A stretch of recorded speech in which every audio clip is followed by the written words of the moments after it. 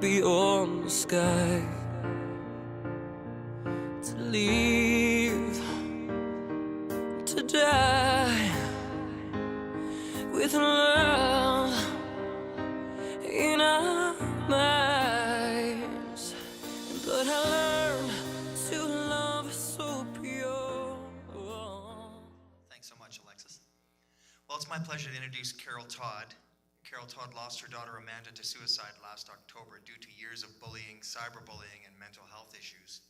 However, this tragedy has not kept this amazingly strong and courageous mama bear in hiding.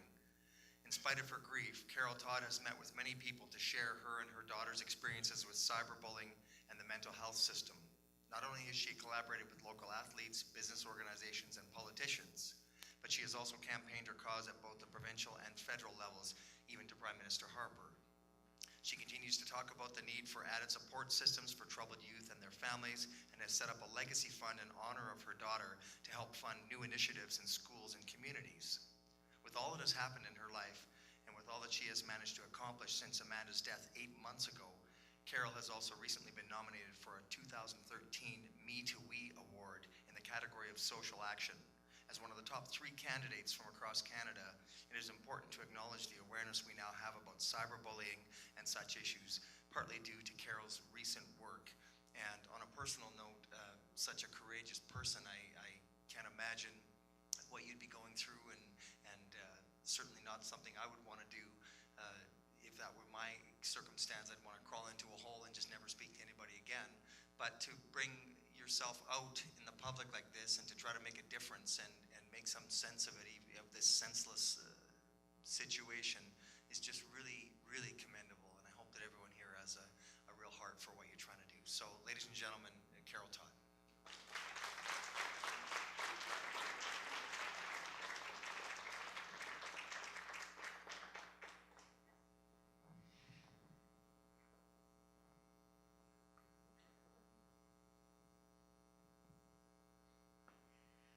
Everybody, I have to tell you that I'm not all that I am.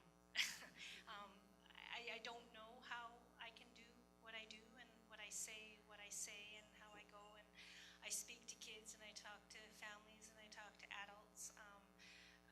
Although I do come from an education background, I'm a teacher with special needs kids, I do not like public speaking. I just quiver at it. But somewhere along the line, my daughter's thrown me into this, and she knew I didn't like it either. I'm sure she's just laughing up there at me. There are times when I've come up to speak to people and I've got pages and pages and pages of notes, and I've come to learn in the 8 months that when I go to speak to a group of people now, I just go now with no paper, and it's going to come from my heart. How can you be so strong? And I don't know if it's about strength. People, all of you out there will say it's about strength. It's about me because I'm a mom, and I will always be a mom. And we have children, and we ever since from the day they're born, or actually from the day they're conceived, as a mom, we know we're going to look after our kids, and we will look after our kids till they're gone, and even beyond. And now I'm doing that in the beyond.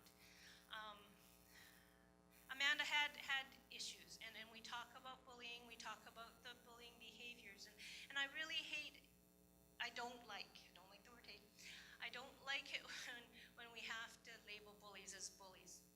These are behaviors that these people have learned, unfortunately, due to circumstances in their life.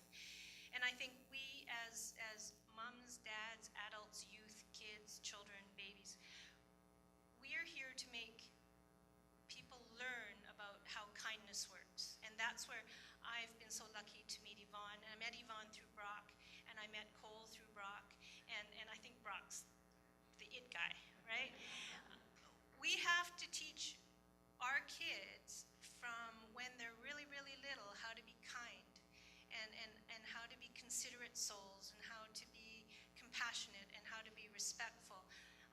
If you've wandered over to where I am, or if any of you have ever seen things that I do, I called Amanda my Princess Snowflake. And it was kind of fluky how I ended up calling her my Princess Snowflake. It was actually kind of a little sarcastic, because she was a 15-year-old girl who wanted everything. She wanted the new shoes, she wanted the makeup, and she wanted it right there, right now, like a princess, right?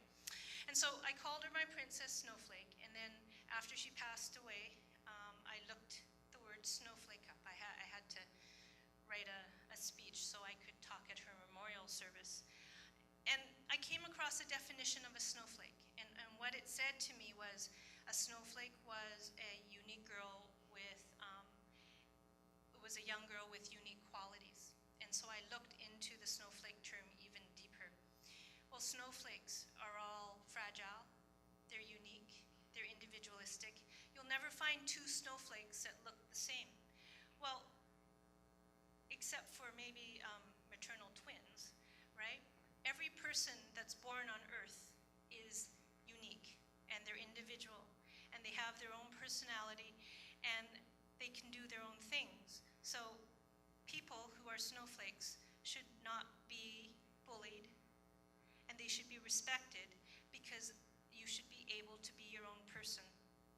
And so subsequently, I've adopted the snowflake as the design logo for Amanda's Legacy, because everybody should have the right to be individual and unique. And so it was a funny experience that last weekend I was downtown, and I decided to participate in a campaign, and it was called the Be Bold campaign. And so what the campaign is there's get your picture taken, and I don't like my picture taken, but they have these wonderful colored frames, and you get your picture taken with the frame, and you get words printed on.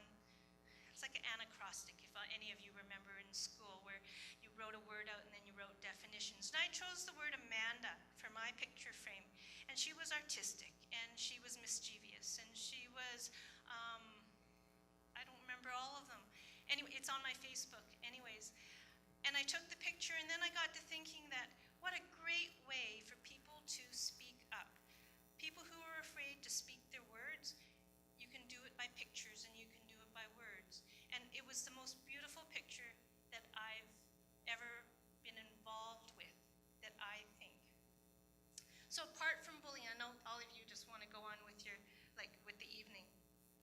With the bullying, it's not only bullying alone that affects us and affects the way that my daughter, her tragic ending to her life.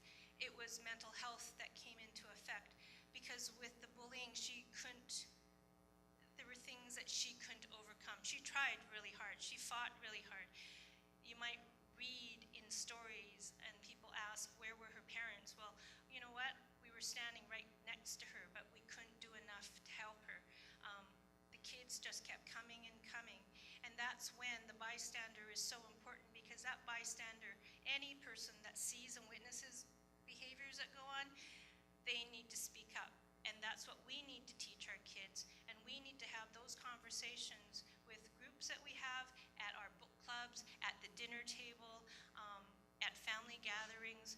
We need to talk to the people around us about what actually you need to do to show more respect and to show compassion, and to not be the bystander that just walks away, to not be the person that just turns their heads and says, that person, someone else will report it. Because if you don't report it and you don't get the help for the kid or the person that's getting victimized, bullying just doesn't happen with kids. Happens in the workplace too. However, the detrimental effects of the bullying behaviors to that person who gets it can result in a fatal ending. And that's the ending that we don't want. The horses, they're wonderful. And it reminds me of where I teach in my school system. We bring in reading dogs for kids to read with. And the kids are just wonderful with these animals, because the animals show so much compassion and feeling that some kids don't otherwise get. So what can I say? If we could have, it takes, well, Brock has these wonderful sayings, and my saying is just an old-fashioned saying. You know what? We are a village, and it takes a village to raise our children, and we we all have to work together to make sure that our future generation is safe and that we can continue to teach our kids and our grandkids and the kids that aren't